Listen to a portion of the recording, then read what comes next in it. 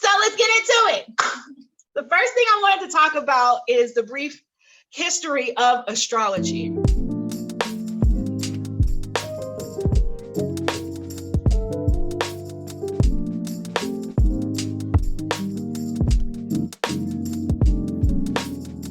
And the reason why I want to talk about astrology in the context of history, I said this in the IG live that I just did, which I'll only be doing those for like 10, 15 minutes. We're going to be in here doing the real stuff over here. It's because Neptune is in Pisces right now. Neptune takes about 14 years to go through one sign. And it's been in Pisces since 2011, 2012. And if you can think back to 2011, 2012, we were starting to see like the CW was doing stuff on witches and like shows on stuff like that, because the spirituality was starting to be expanded. People were a little bit more, and still are to this day, a little bit more into astrology than they have been for a while. It's a trendy thing at the moment, and that has to do with the fact that Neptune is in Pisces. When Neptune goes into Aries, the landscape of spirituality will change again. And the serious students of whatever you're doing, whatever spiritual art or divination that you decided to do, those serious students are going to be the only ones that are left standing, because people are going to demand action behind their spirituality. All right, people are going to be asking real questions. And in order for you to stand toe to toe with these folks, all right, because we're going to lose a lot of astrologers when that happens, we're going to really need to be able to know our facts and hold our own. So we need to start. We need to start with understanding what we are when we call ourselves astrologers. We need to figure out what that is. It's going to be so much fun. Okay. So astrology is one of the oldest philosophies in mankind. Mankind. And I say philosophy and not spirituality because astrology is a neutral tool. You have to put intention into that thing. If your intention is to understand finances more, then you can go into financial astrology. You can use astrology for gains in finances. There's a whole branch that are dedicated to the stock market specifically and trying to figure out what stocks are great and which stocks are not.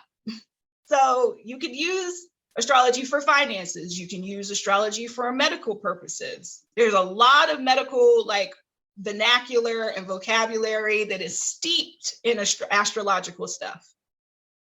It's a neutral tool. So if you want to use it as a spiritual tool, you can, but it's a philosophy. It helps you understand the patterns of the universe. It puts humanity in context. So it creates critical thinkers, and it's been doing it for a very long time. We're talking about thousands of years. 400 years ago, my people were enslaved. It's 400 years ago, 400. All right, we're talking about the earliest forms of astrology, which were really specific to eclipses. This was around 4,200 BC, 4,200 BC. So you got to do 2,022 years to get to BC, to get to zero. And then you got to go another 4,000. All right, another 4,000. We're older than the plow. It's older than the wheel.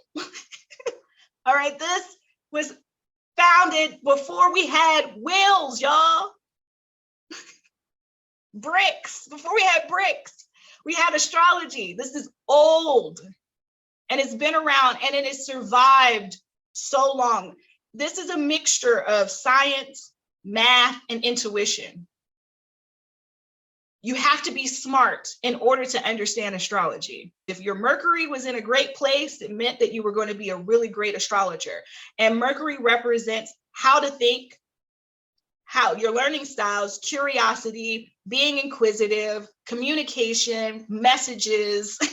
So Like, we're not talking about somebody who is just like, I just really love that I am a Sagittarius, because it's just so adventurous. And my boyfriend, he was like, we're not talking about those people. We're talking about scholars, professors, professional people who understand intellect, because you had to know science, you had to know math in order for you to know anything about astrology. All right, so I have my thing over here. I just need to bang it home on how old this information that we're doing or talking about is and how important it is. It predates all religions. Even though it's not a spiritual tool, most people use it as a spiritual tool. So we're talking about it's older than Stonehenge. It's older than the oldest surviving pyramid. It's older than the Vedas in Hinduism. It's older than Buddha. It's older than the Torah. Will you be speaking on how astrology came from our people? I will. I'll be talking about where it came from in like 20 minutes, maybe less.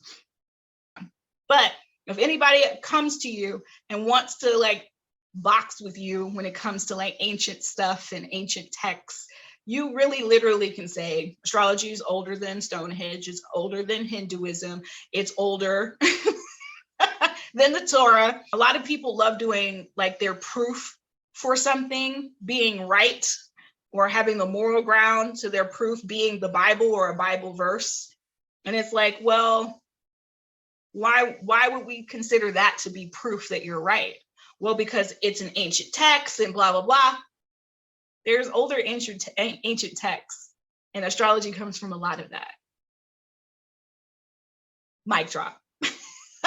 Until the 1600s, it was actually considered a theoretical or applied science. It was taught in universities and colleges all the way up into the 1600s. So to give some type of like landmark, all right, Columbus already made his clumsy way all on over here to this side of the world. He had already done that 200 years prior. So speaking of that whack ass dude, Columbus, he actually used astrology to trick the indigenous people into helping him. Because when he showed up, the indigenous people was like, we don't know you. You can't sit with us. You can't sit with us, sorry. And he was like, well, your God is going to be really, really upset with you if you don't do this. And they were like, you don't know our God. Bye. And so he was like, watch, on this day at this time, you will see that your God is angry because, and then he talked about a lunar eclipse, but it wasn't a lunar, like it was a lunar eclipse, but he made it into like their God was angry. So he manipulated them with astrology. And once they saw that, they thought that their God was angry and ended up helping Columbus. Columbus wouldn't have made it if they didn't help him. He used astrology. It's literally a story. You could go Google it yourself. Yeah, definitely a trickster. Definitely a trickster. He would not have been able to even do the sailing that they were doing without astrology. They used astrology for everything. So we're talking about like, it was that thing that people did, astrology, for a very long time. And then it went away. Then it had to go underground. Let me see where I left off at. So up until then, astrologers were considered the wise men. They were considered the people, or the king would rely on them. They created reports that they had to do to the king all the time. Okay? They were intelligent. Very intelligent. I need to keep saying that because astrology is complicated and you need to be somewhat smart to understand what true astrology is. All right. I'll keep saying it. The fact that when it resurfaced, the resurfacing of astrology happened in like early 1900s. Some of it had to do with newspapers and magazines trying to sell their stuff during the Great Depression. And nobody was trying to buy anything. They were trying to buy bread and stuff. Like they're trying to just eat. So they were trying to like find a way for people to keep coming back daily. So they put astrology in their newspapers and magazines.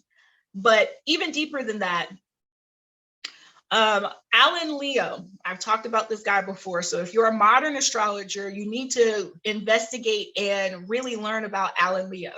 Alan Leo is a British man who got in trouble around 1914, I think.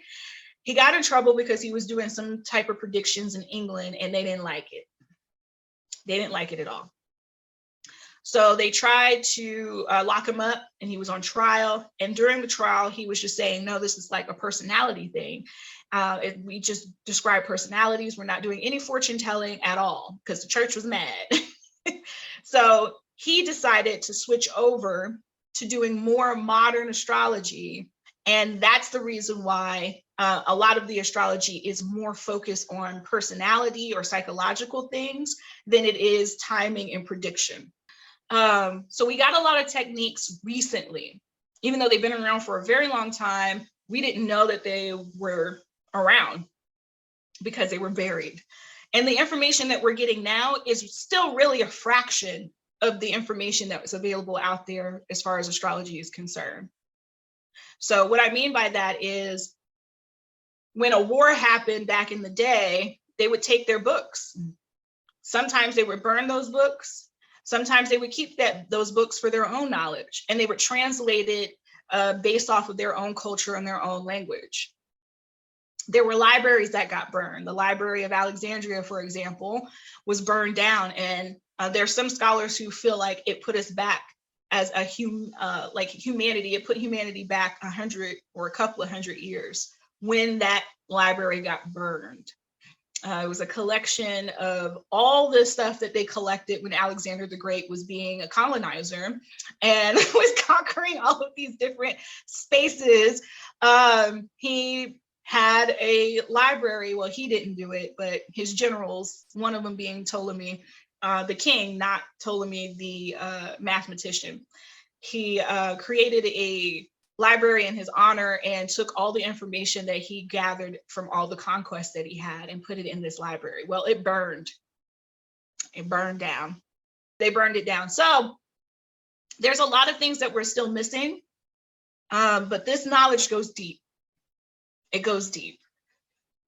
Great thought leaders. I talk about these thought leaders, but I'm going to keep talking about them so that you'll have them in your arsenal when you're talking to people. I mean, literally this week I was called evil because I was an astrologer. People do not know about astrology. The only way that they were taught, or the only thing that they were taught, was through their churches of how awful astrology is, or through some magazine. They flipped to the back and was like, oh, I guess I was born around this time, so I must be this. That's not how that works, okay? So there are a couple of great thought leaders. Pythagoras is one of them. Pythagoras, you probably know him from Pythagorean theory. That's the theory that talks about how things can equal out within a triangle. He was a great mind and a great leader when it comes to math. However, he was also an astrologer. He taught astrology in his classes along with math and science. Another one, Galileo, the inventor of the telescope. He actually had a school that taught astrology as well. Carl Jung. Again, I've said this before, he has the foundations of psychology, and people talk about how great of a mind he was when it comes to psychology, but doesn't talk about the fact that he was really into astrology. And most of the stuff he got was from his foundational knowledge of astrology. Who else am I missing? Kepler, another great mathematician, also an astrologer. There's a Kepler College out there. There's Astrology University and Kepler College. Those two universities are really great to go to if you're looking to go into certify yourself as an astrologer, okay? It was named after Kepler because he was really big into astrology as well, though he's only really talked about when we're talking about astronomy or math. He was able to think about things. He was able to think about thinking because he understood astrology. Let's get into Mesopotamia and Egypt.